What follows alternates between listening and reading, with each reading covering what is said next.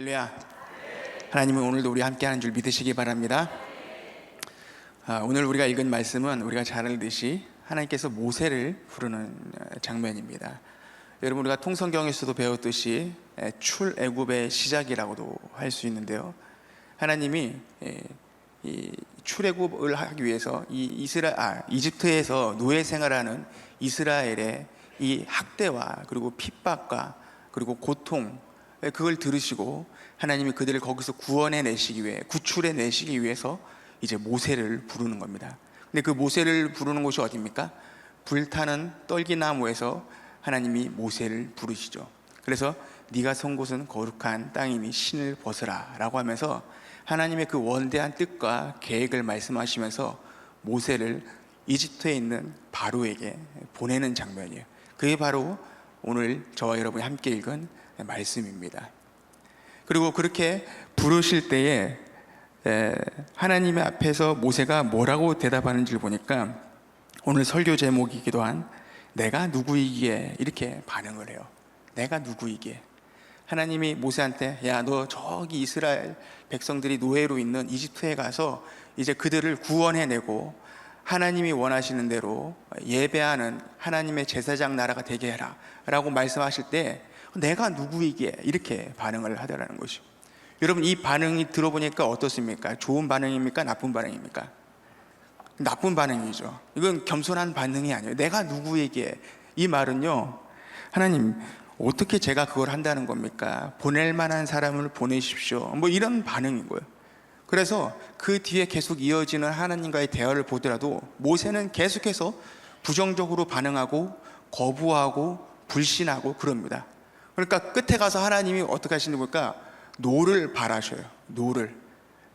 그래서 그 대화가 끝납니다.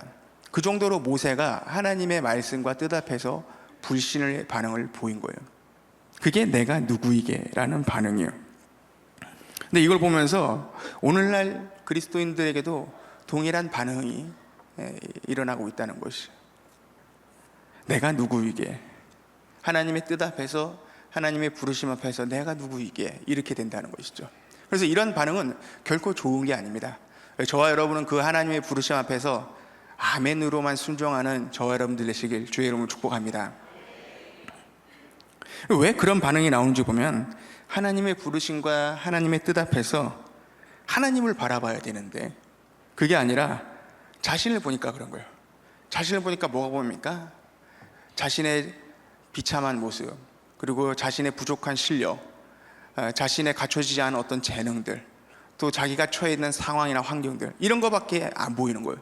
그러니 그렇게 크고 원대하고 장엄하고 놀라운 하나님의 뜻을 내가 어떻게 한다는 거지?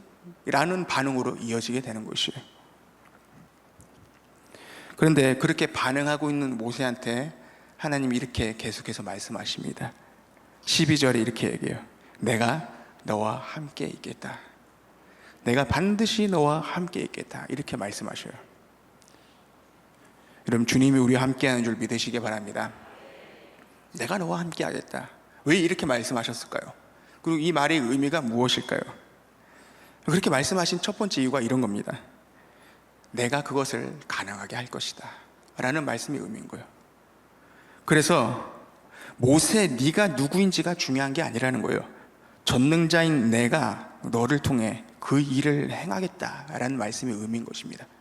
그러니 더 이상 네가 누구인지 중요한 게 아니고 네가 누구인지를 보지 말라는 거예요. 하나님만 바라봐야 되는 줄 믿으시길 바랍니다. 더 나아가서 네가 할 수 있느냐 없느냐도 네가 판단할 문제가 아니라 전능자인 내가 판단할 문제라는 것입니다. 그리고 그런 판단하에 내가 너를 지명하고 불러서 너에게 말씀을 하고 있다는 것이죠. 그게 바로 내가 반드시 너와 함께 하겠다라는 말씀의 의미인 것이죠. 여러분, 그러니 한번 생각해 보십시오. 여러분, 사람의 지혜와 사람의 경험과 사람의 어떤 지식으로 나를 판단하고 측량하는 것보다 비교도 할 수 없는 하나님의 지혜와 그분의 놀라우신 것으로 판단하는 것, 여러분, 어떤 게 더 바른 판단이고 더 정확한 판단이겠습니까? 당연히 하나님의 판단이죠. 그러한 하나님의 판단이 나를 불러 세워서 보내신다는 거예요. 할렐루야. 그러면 그것만큼 정확한 게 없을 것이에요. 하나님이 부르셔서 하나님이 함께 하신다면 그때부터는 내가 누구인지가 중요한 게 아닙니다. 내가 얼마나 가능성이 있는 존재이냐도 중요하지 않습니다. 내가 얼마나 실력이 있냐, 재능이 있냐도 중요한 게 아닙니다. 중요한 거는 하나님이 그 일을 행하실 것이라는 거예요. 그게 모세를 불러서 내가 너와 함께 하겠다라고 말씀하신 이유인 것이죠. 만일 그거 빼면 모세가 사실 뭘 할 수 있었겠습니까? 아무것도 할 수 없죠. 모세가 무슨 능력이 있습니까? 무슨 정치력이 있습니까? 무슨 리더십이 있습니까? 아무것도 없잖아요. 하나님이 처음부터 끝까지 하시겠다는 것이죠. 그래서 여러분, 이러한 경우가요, 성경에 여러 가지로 나옵니다. 그러한 경우 중에 하나가 우리가 잘 알던 요나단 알죠? 요나단이요, 블레셋과 처음으로 맞서 싸울 때 이런 멋있는 말을 합니다. 사무엘상 14장 6절인데요. 한번 같이 읽겠습니다. 시작. 요나단이 자기의 무기를 든 소년에게 이르되 우리가 이 할례 받지 않은 자들에게로 건너가자. 여호와께서 우리를 위하여 일하실까 하노라. 여호와의 구원은 사람이 많고 적음에 달리지 아니하였느니라. 아멘. 요나단이 블레셋과 처음 이렇게 전투를 할 때 수적으로 불리했어요. 불리한 싸움이었지만 요나단이 이렇게 멋있게 선포합니다. 여호와의 구원은 사람이 많고 적음에 달리지 아니하였노라. 그리고 이 말대로 싸워 나가서 크게 승리를 하게 되죠. 여러분, 하나님이 함께 하신다면 안 될 것도 되는 줄 믿으시기 바랍니다. 하나님이 함께 하지 않으면요, 될 것 같아도 안 되는 것이에요. 그게 기드온의 300명 용사잖아요. 기드온 300명의 용사가 몇 명을 싸워 이겼습니까? 네? 그러니까 숫자가 좀 여러분 힘드시죠? 13만 5천 명이랍니다. 대단하지 않습니까? 처음에 부른 군사는 3만 명이었어요. 근데 거기서 2만 2천 명을 가라고 하면서 막 다 잘라내죠. 그리고 끝에 가서 잘라내면 남은 게 300명이에요. 그걸 갖고 하나님이 그 13만 5천 명을 물리치십니다. 왜요? 하나님이 함께 하시니까. 하나님 함께 하지 않으면요, 아무리 이길 것 같이 생겼어도 지게 돼요. 그게 무슨 싸움이냐? 여리고를 그렇게 잘 이겨놓고 그 다음에 싸움 붙었던 아이성과의 싸움. 거기서 어떻게 합니까? 완전히 그냥 패배하잖아요. 네. 아이성은 뭐 아무것도 아니었어요, 사실. 그런데도 거기서 패배해요. 왜? 하나님이 함께 하지 않으니까. 그래서 다윗도요, 이러한 믿음으로 골리앗과 싸우면서 이렇게 고백을 합니다. 사무엘상 17장 47절인데요. 같이 한번 읽겠습니다. 또 여호와의 구원하심이 칼과 창에 있지 아니함을 이 무리에게 알게 하리라. 전쟁은 여호와께 속한 것인즉 그가 너희를 우리 손에 넘기시리라. 아멘. 그래서 이 믿음 때문에 하나님이 하셔서 소년 다윗이었지만, 실력 없고 보잘것없고 연약한 다윗이었지만 그 큰 영웅 장수 골리앗을 이길 수 있었던 것이죠. 그 하나님이 저 여러분과 함께 하시길 주님 여러분 축복합니다. 그게 신앙의 길이고 믿음에 있는 그리스도의 모습인 것이죠.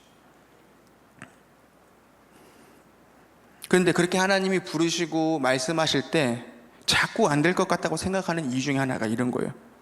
자기 자신이 하나님의 뜻을 이루는 주인공이라고 생각하기 때문이에요. 내가 이루어야 된다는 생각 때문에 그런 부정적인 반응이 나온다는 것입니다. 근데 그게 아니죠. 하나님의 뜻은 누가 이루신다? 하나님이 이루시는 거예요. 하나님이 시작하시고 하나님이 끝까지 하시는 겁니다. 고린도전서 3장 7절에 보니까 이렇게 되어 있어요. 같이 읽습니다. 그런즉 심는 이나 물 주는 이는 아무것도 아니로되 오직 자라게 하시는 이는 하나님 뿐이니라. 아멘. 이 사도 바울의 고백을 보십시오. 심는 이나 물 주는 이는 아무것도 아니랍니다. 누가 오직 하는 거라고요? 하나님이.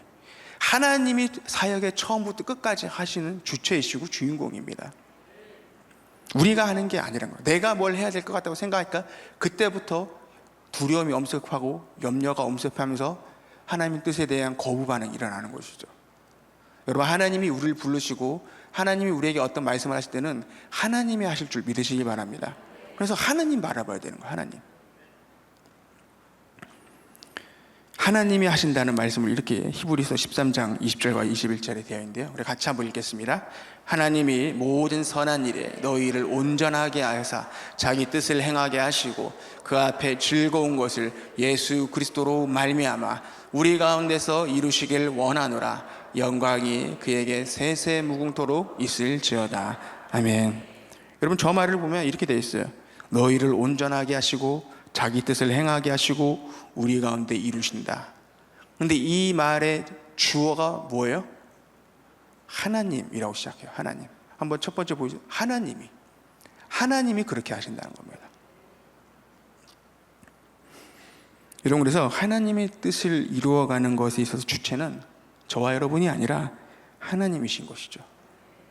이걸 착각하게 되면 모세와 같은 반응이 나와요. 그래서 자신의 빈약한 초라한 자신을 보면서 내가 누구이기에 라면서 거부와 불신으로 귀결되게 되는 것이에요. 다시 한번 말씀드립니다. 여러분, 하나님의 뜻을 행하는 주체는 하나님이신 줄 믿으시기 바랍니다. 우리는 단지 그분의 도구일 뿐이죠. 우리 아까 앙상블팀에서 아주 기가 막힌 연주를 해주셔서 하나님께 영광을 돌리셨는데, 저 바이올린 이렇게 연주하는 거 들으셨나요?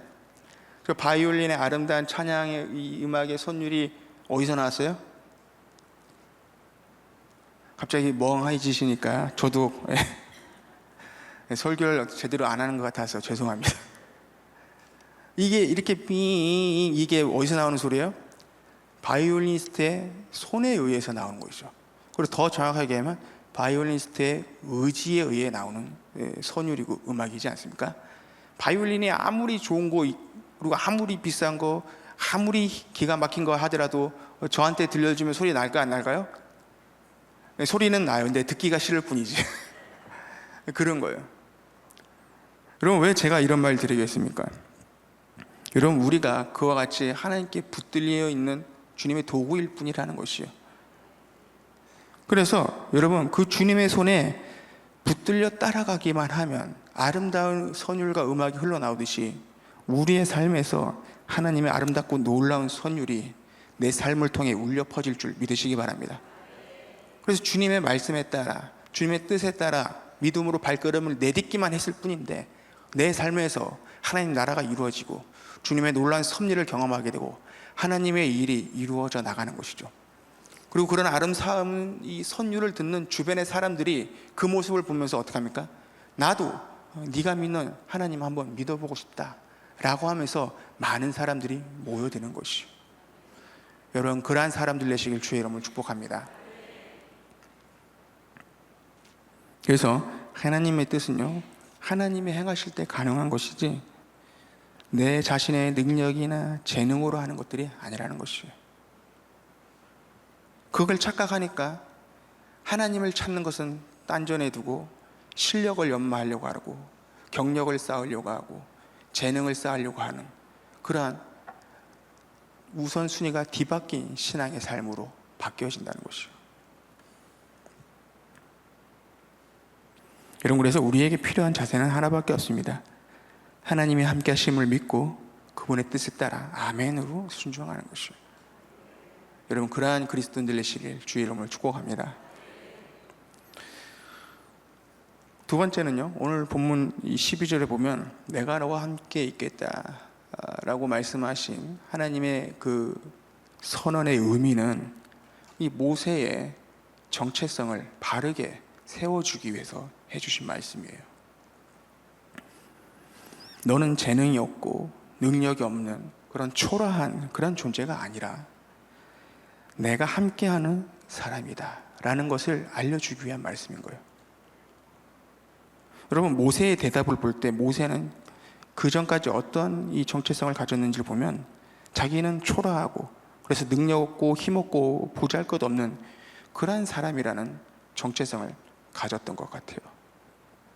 근데 그러한 잘못된 정체성을 하나님이 바꾸시는 작업을 하는 게 내가 너와 함께 하겠다라는 말씀의 의미인 것이에요. 그래서 그런 보잘것없는 자가 아니라 하나님이 함께하는 자라는 바른 정체성으로 바꿔주고 세워주기 위한 말이 내가 너와 함께 하겠다는 말의 의미였던 것이에요.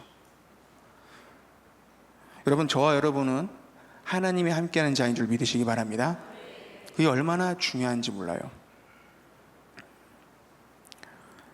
여러분, 이런 정체성의 차이가 큰 차이로 결과가 찾아옵니다. 왜냐하면요, 나를 바라보는 것은 육신적인 안목으로 나를 바라보는 거예요. 그리고 하나님을 보는 것은 영적인 안목으로 하나님을 바라보는 것입니다. 그래서 이런 육신적인 안목은요, 자신을 바라보게 되어 있어요. 그래서 세상적인 기준으로만 나를 보는 거고, 측량하는 거고, 판단하는 것이죠. 근데 반면에 영적인 안목은요, 자신을 바라볼 때 믿음의 눈으로 하나님의 관점에서 바라보는 것입니다. 그래서 큰 차이가 생기는 거예요. 마치 12정탐꾼 중에 10명의 정탐꾼과 2명의 정탐꾼으로 나눠졌듯이, 여러분, 그 차이가 뭔지 우리 잘 알잖아요. 10명은요, 뭐만 바라봤어요? 상황과 환경만 바라봤어요. 거기에는 하나님이 하나도 없어요. 그게 육신적인 안목이에요. 2명은요, 뭘 바라봤어요? 그런 거 하나도 안 보고 누구만 바라봅니까? 하나님만 바라봐요. 여러분, 어떤 안목으로 나를 바라보실 겁니까? 여러분, 2명의 정탐꾼처럼 나를 영적인 안목으로 바라볼 수 있는 그런 자들 되시길 축복합니다. 그럴 때 바른 정체성을 가질 수 있는 것이에요. 그래서 모세는요, 그런 육적인 안목으로 자신을 바라보니까 어떤 사람으로 보였겠습니까? 그는요, 이집트의 왕으로 있을 때 살인자라는 낙인에 찍혀서 도망쳤어요. 그리고 그렇게 해서 도망쳐서 패배자일 뿐만 아니라 수십 년 동안 광야에서 양이나 치면서 살다가 이제는 나이가 많이 들어서 제대로 뭘 할 수도 없는 그러한 사람이라고, 패배의식에 사로잡혀 있는 그런 사람이었던 것이죠. 그래서 그의 입에서 자기의 인생을 돌아보면서 하는 말이 내가 누구이기에? 라는 말이 나온 것입니다. 근데 하지만 하나님은요, 그런 모세의 안목을 영적인 안목으로 바꾸기 위해서 하신 말씀이 너는 하나님이 함께하는 자이다 라고 말씀하신 겁니다. 그래서 그러한 바른 정체성을 심어주기 위해서 내가 너와 함께하겠다 라고 말씀하신 거예요. 그런 여러분, 더 이상 능력 없고 보잘것없는 자가 아닙니다. 모세는 이제 어떤 자입니까? 만군의 여호와 전능자 하나님이 함께하는 그런 사람인 것이에요. 그런 자가 누구라고요? 여기 있는 저와 여러분인 줄 믿으시기 바랍니다. 그래서 여러분, 늘 언제나 나에게 처해진 어떤 환경이나 실력이나 뭐 그런 것에 여러분 열등감을 가지고 패배의식 가운데 살지 마십시오. 하나님은 그러한 눈으로 나를 바라보고 계시지 않기 때문인 거예요. 주님이 우리와 함께한 줄 믿으시기 바랍니다. 그래서 모세의 이 답변, 내가 누구이기에 에서부터 나는 하나님이 함께하는 자다 라고 바꾸시길 원하는 하나님의 말씀이 내가 너와 함께하겠다 라는 말씀인 것이죠. 이 말씀이 저와 여러분에게도 해당되는 줄 믿으시기 바랍니다. 그래서 여러분, 주님이 함께한다는 이런 정체성 때문에 승리를 가져온 대표적인 성경인물이 우리가 잘 아는 소년 다윗이죠. 여러분, 소년 다윗이 골리앗과 싸워서 이기는 거 우리가 너무 잘 알잖아요. 근데 그가 그렇게 이길 수 있던 게 무엇이겠습니까?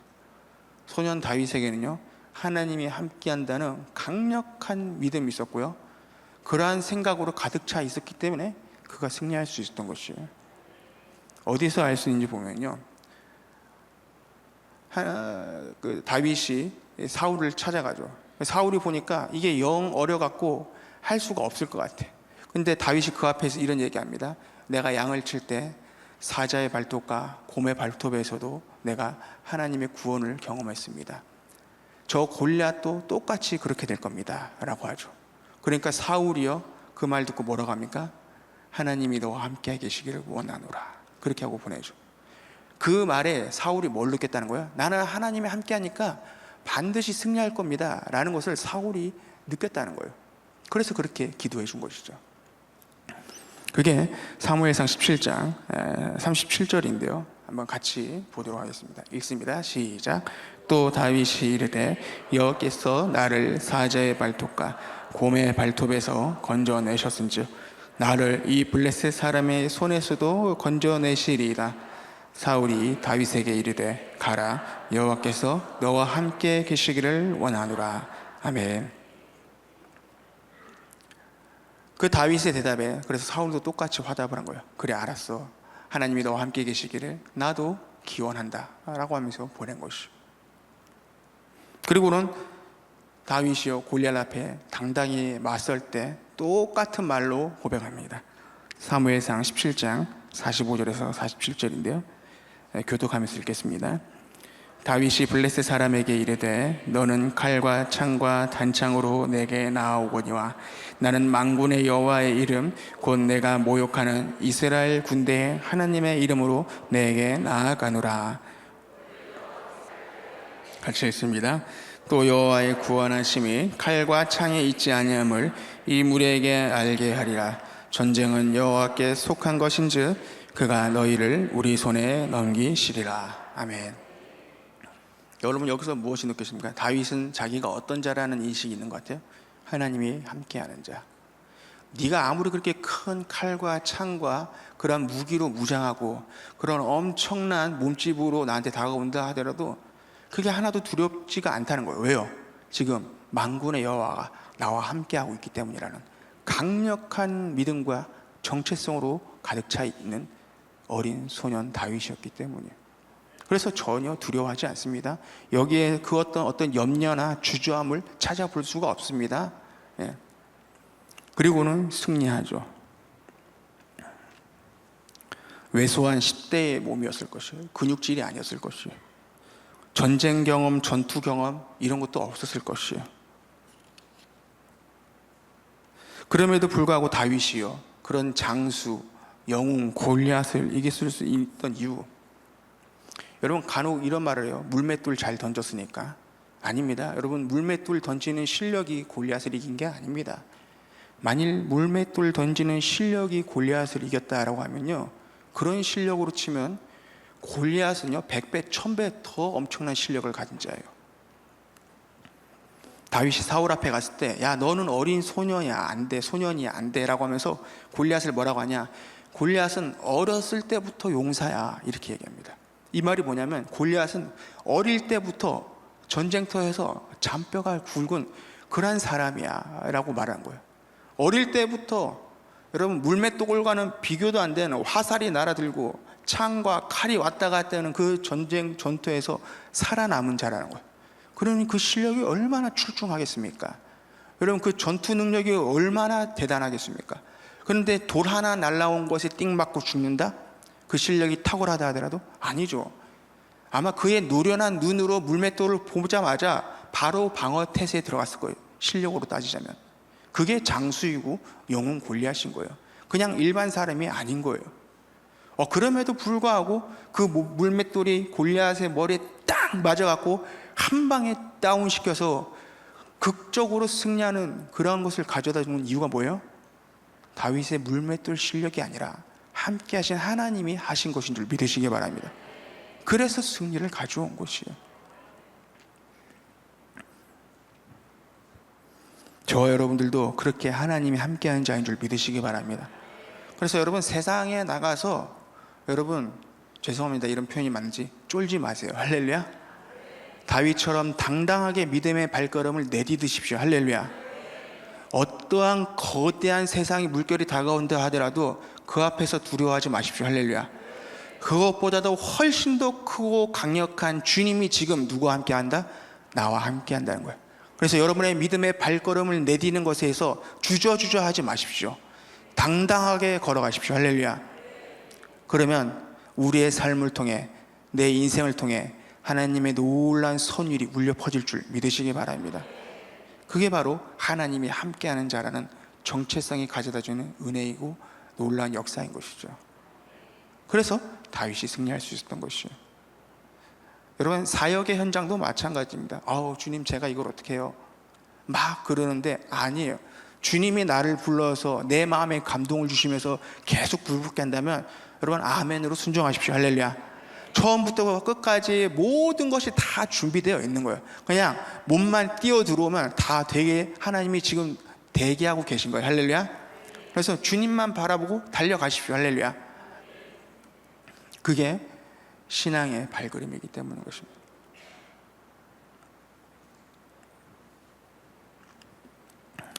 제가 왜 이토록 그렇게 정체성에 대해서 강조를 하냐면, 이러한 정체성이 내 인생을 만들어가는 아주 중요한 기준이 되기 때문이에요. 여러분, 사람의 행동이 생각에서부터 시작되지 않습니까?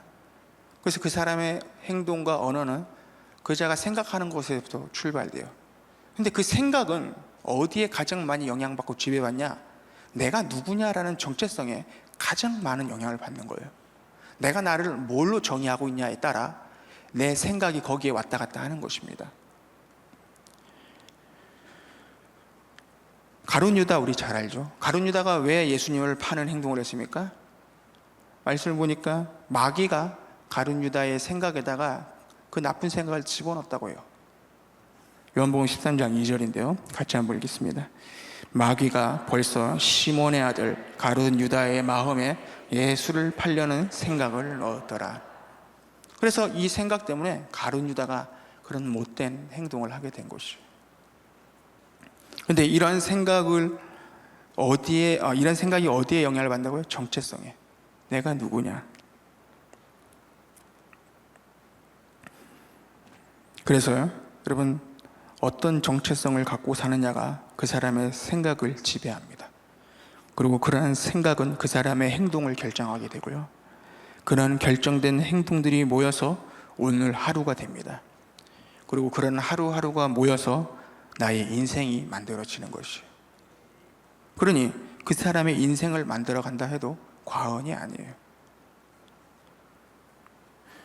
여러분, 그래서 우리가 주님의 뜻을 행하고 하나님의 종으로서, 주님의 제자로서 그러한 신앙생활을 바르게 하길 원한다면, 여러분, 내 생각과 정체성부터 바뀌어야 하는 것이에요. 그리고 그러한 작업을 하나님이 모세에게 하신 것입니다. 그래서 하나님이 그런 모세를 통해서 일을 하실 수 있었던 것이죠. 그래서 여러분 누구시라고요? 여러분은 하나님이 함께하는 자다. 할렐루야. 그렇게 함께하시는 하나님 바라보는 영적인 안목을 갖추시길 주의 이름으로 축복합니다. 그게 제일 중요한 거예요. 그러면요, 여러분, 아무리 내 인생에 있어서 어둠의 길을 걸어간다 하더라도요, 좌절하지 않습니다. 아무리 힘든 고통 가운데 있다 하더라도요, 여러분, 그걸로 인해서 포기하지 않습니다. 왜요? 함께 하시는 하나님 때문에. 근데 그게 안 보이면요, 그런 어둠의 길을 갈 때 포기하게 되어 있어요. 아무것도 안 보이니까. 그냥 어둠 속에 갇혀있는 나밖에 보이지 않으니까 그때부터 다 포기하는 거예요. 자, 지금까지 제가 하나님이 함께 하신다는 것을 말씀을 통해 계속 나누고 있는데요, 그러면은 그런 하나님은 언제 우리와 함께 하실까요? 하나님은요, 항상 함께 하십니다. 언제 따로 시간 정해놓고 하시는 게 아니고, 조건 충족될 때 하나님이 함께 하시는 게 아니라 하나님은 항상 함께 하십니다. 그런데 이렇게 질문할 수 있죠. 왜 하나님은 함께 있지 않을 때도 있는 걸까? 근데 그렇지가 않아요. 질문이 잘못됐어요. 함께 있지 않을 때가 있는 게 아니고요, 함께 있지 않다고 자신이 그렇게 느끼거나 인식을 하고 있을 뿐인 겁니다. 하나님은 여전히 함께 하신 줄 믿으시기 바랍니다. 그것도 항상 함께 하십니다. 지상대명령이라고 우리가 잘 알고 있는 말씀을 보면 이렇게 말씀해요. 마태복음 28장 20절인데, 내가 너희에게 분부한 모든 것을 가르쳐 지키게 하라. 볼지어다 내가 세상 끝날까지 너희와 항상 함께 있으리라 하시니라. 아멘. 항상 함께 있겠다고 하십니다. 그리고 이렇게 항상 함께 하신다고 약속하신 하나님은요, 어떤 하나님이냐? 변함없는 하나님이라고 그래요. 영원토록 동일한 분이라고 하십니다. 히브리서 13장 8절에 예수 그리스도는 어제나 오늘이라 영원토록 동일하시니라. 아멘. 영원토록 변하지도 않고 동일하신 그분이 항상 나와 함께 하신답니다. 여러분, 그분이 지금도 우리와 함께 하는 줄 믿으시기 바랍니다.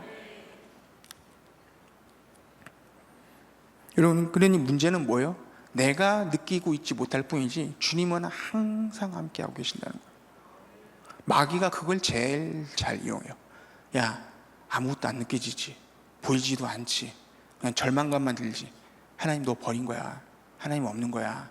하나님 지금 너랑 함께 하지 않아. 아니에요. 여러분, 그런 마귀 소리에 넘어가지 마십시오. 주님은 우리와 항상 함께 하는 줄 믿으시기 바랍니다.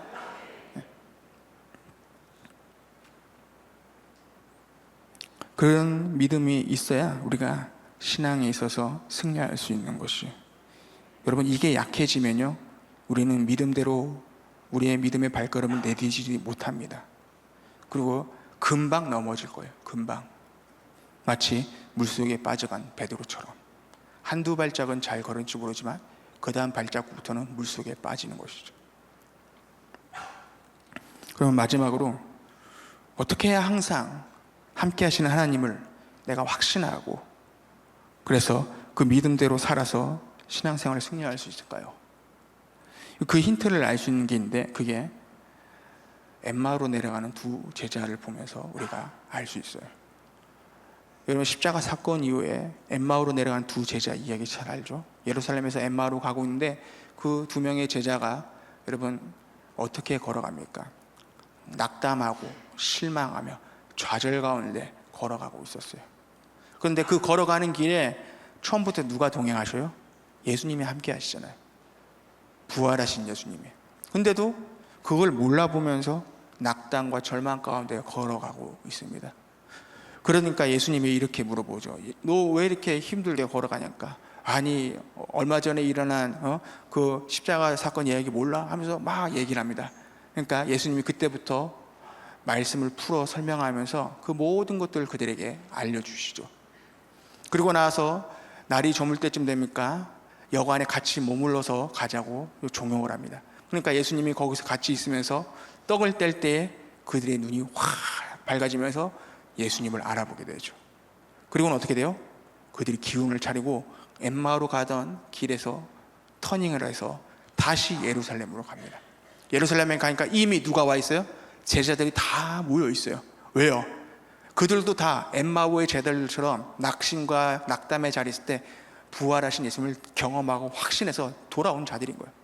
그리고 거기서 웅성웅성하고 있을 때 짜잔하고 누가 나타납니까? 예수님이 나타나면서 평안이 있을지어다 라고 하면서 예수님이 나타나신 거예요. 여러분, 이 이야기를 왜 드리냐면요, 여러분, 엠마오로 내려가는 제자들이 왜 낙담의 자리에서 일어나서 돌이켜 예루살렘으로 갑니까? 예수님을 발견했을 때, 함께 하시는 주님을 발견했을 때. 누가복음 24장 27절인데요. 한번 같이 읽겠습니다. 시작. 이에 모세와 모든 선지자의 글로 시작하여 모든 성경에 쓴 바 자기에 관한 것을 자세히 설명하시니라.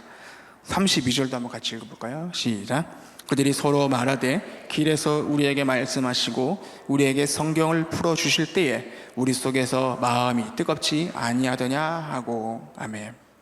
그래서 이때부터 시작이 된 거예요. 그래서 그들이 그러한 것에서 벗어날 수 있었던 것이죠. 핵심은 뭡니까? 말씀 때문에 예수님을 알아보지 못했던 그들의 눈이 밝히 열려가지고 비로소 함께 하시는 예수님을 깨닫고 다시 힘을 얻어서 엠마오에서 터닝을 해서 예루살렘으로 발길을 돌리게 된 것이에요. 여러분, 이 말씀을 통해서 우리가 알아야 될 것은 내가 인지 못하고 있을 때, 내가 함께 하시는 하나님을 지금 느끼지 못할 때 어디로 돌아가야 된다? 말씀으로 돌아가야 된다는 것이에요. 여러분, 세상 그 어떤 소리에서도요, 함께 하시는 하나님을 알려주는 데는 없습니다. 말씀만이 함께 하시는 하나님을 다시 한번 우리에게 상기시켜 주시고 확신을 주시고 깨워 주시는 줄 믿으시기 바랍니다. 말씀으로 돌아가십시오. 말씀이 우리로 하여금 항상 동행하고 계시는 그 주님을 발견하게 한다는 것이죠. 그래서 마음이 뜨거워집니다. 닫혔던 눈이 열립니다. 무뎌졌던 내 영성이 다시 한번 예민하게 반응합니다. 그게 말씀의 역사인 것이죠. 여러분, 말씀의 사람들 되시길 주의 이름으로 축복합니다. 그러면요, 그 말씀이 지금 처해 있는 내 낙담의 상황, 어둠의 상황을 다 풀어 설명해 줍니다. 말씀을 통해서요, 야, 너 지금 이런 상황이 아니라 하나님이 이렇게 해주고 있는 상황인 거야. 힘을 내, 용기 내. 그러면요, 눈이 열리면서 힘이 생기고 소망이 생기는 것이요. 그래서 여러분, 평소에 말씀 생활 잘 하셔야 돼요. 할렐루야. 주님이 우리에게 어떤 메시지를 던져줄 때는 갑자기 짜잔 나타나서 이러면서 말씀을 갑자기 막 해주시는 게 아니고요, 평소에 내가 내 마음에 담아두고 암송하고 묵상했던 말씀을 꺼내서 그 말씀을 통해서 나한테 다시 한번 깨우쳐 주시고 이야기해 주시고 알려주시기 때문인 것이죠. 그래서 여러분, 말씀 생활 풍성하게 하시길 축복합니다. 그래서 말씀 생활 풍성하게 하신 분은요, 그런 어려운 가운데 있을 때 하나님이 딱 찾아오면 꺼냈을 말이 많아. 그래서 주님의 뜻을 더 풍성하고 깊이 있게 깨닫게 해주십니다. 근데 평소에 말씀 생활을 잘 안 해가지고 알고 있는 게 요한복음 3장 10절 하나야. 그럼 주님이 오셔서 이렇게 알려주고 싶어도 좀 답답하실 수 있어요. 그 하나 갖고 어떻게든 쇼부 봐야 되지 않습니까? 그러니까 깊이가 얕고 풍성함이 적어지는 것이죠. 근데 평소에 말씀 생활 많이 하면요, 100개, 200개, 500개 해놓으면요, 그 가운데서 여러분 하나님이 말씀하는 게 굉장히 풍성해지는 것이죠. 여러분, 그런 말씀의 사람들 되시길 주의 이름으로 축복합니다. 그러면 막 용기가 나는 거예요. 힘이 나는 거예요. 다시 한번 일어날 힘이 생기는 것입니다. 두 번째는요, 여기 말씀을 보면 예수님이 풀어 설명했다, 그렇게 얘기하시죠. 오늘날 그 풀어 설명하는 분이 누굽니까? 성령님이신 거예요. 그래서 첫 번째가 말씀이고, 두 번째가 여러분 성령의 사람들 되시길 축복합니다. 성령으로 충만해야 그 성령께서 그 말씀을 조명하시는 까닭에 여러분 밝히 깨달아지는 것이고, 내 마음 가운데 정확하게 들어오게 되는 것이죠. 그래서 말씀에 불이 붙는다 그러죠. 그 불붙은 말씀이 나를 뜨겁게 달구는 것입니다. 여러분, 그렇게 성령의 사람들 되시길 주의 이름으로 축복합니다.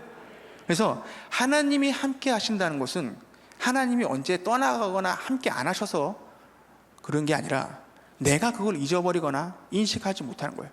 그런 것을 극복하는 방법이 뭐라고요? 말씀의 사람이 되는 거고요, 성령의 사람이 되는 것입니다. 날마다 여러분 말씀으로 성령 충만한 자들 되시길 주의 이름으로 축복합니다. 그래야 함께하는 하나님이 여러분 늘 인식이 되는 것이죠. 놓칠 않는 것입니다. 그러면 다윗 같은 놀라운 역사가 우리의 삶에서도 항상 여러분 경험되어질 줄 믿으시기 바랍니다. 그래서 말씀 정리하겠습니다. 여러분, 오늘 모세의 내가 누구이기에, 이 말은요 불신의 대답이에요. 주님의 부르심 앞에서, 주님의 뜻 앞에서는요 주님만 바라보시길 축복합니다. 왜? 그 일을 이루실 분이 하나님이시기 때문에, 그리고 그 하나님이 나와 함께 하시기 때문인 것이죠. 그런 믿음의 사람들 되셔서 오늘도 주의 일을 이루시고 주의 뜻 가운데 거하시며 하나님의 영광을 경험하는 저와 여러분들 되시길 주의 이름으로 축복합니다.